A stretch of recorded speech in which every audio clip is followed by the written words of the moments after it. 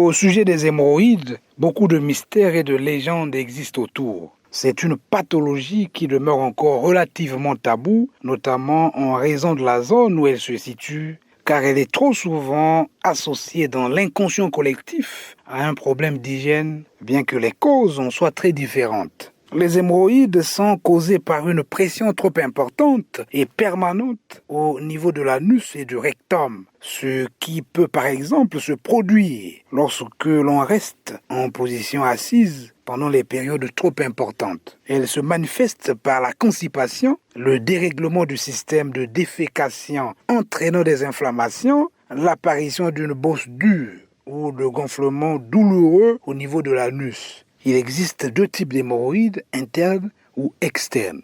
Le docteur André Bouzoumou en parle au micro de Maker Mavongasoki.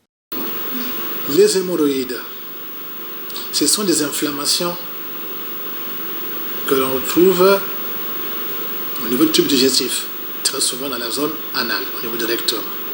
Mais ces inflammations, qui au départ peuvent être bénignes, elles peuvent se compliquer.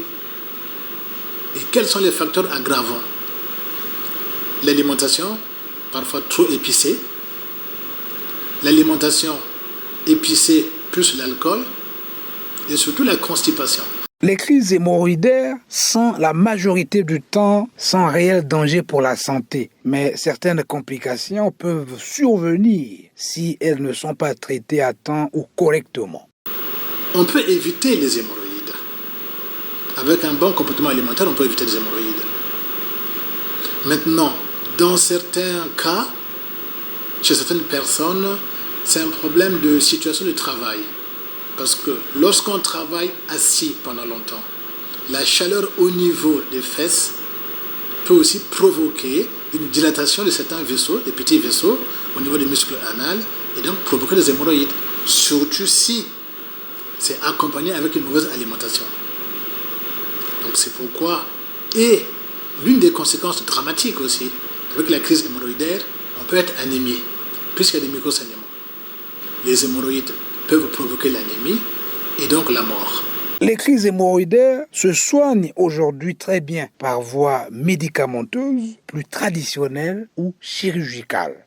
Moi, je ne suis pas ceux qui pensent que les hémorroïdes se soignent par l'hôpital, parce qu'il y a une théorie qui est encouragée par le tradithérapeute qui pense que les hémorroïdes, il faut boire je ne sais quelle tisane pour les guérir. Oui, peut-être que c'est déjà arrivé, mais tout dépend dans quel cas. Parce que vous avez des hémorroïdes internes et des hémorroïdes externes. Moi, je préfère, si vous avez une crise hémorroïdaire, de vous rapprocher d'un médecin ou d'une structure de santé, faire éventuellement quelques examens, avec une échographie éventuellement, pour voir s'il n'y a pas des lésions ou des ulcères, et ensuite prendre un traitement correct qui permet de favoriser la circulation générale du sang. Parfois avec des antibiotiques, si jamais il y a du H. pylori, qui est une bactérie dans le tube digestif. Donc je pense que pour ceux qui ont ce problème-là, je dirais, rapprochez-vous d'un médecin ou d'un agent de santé, demandez des conseils, on pourra vous aider.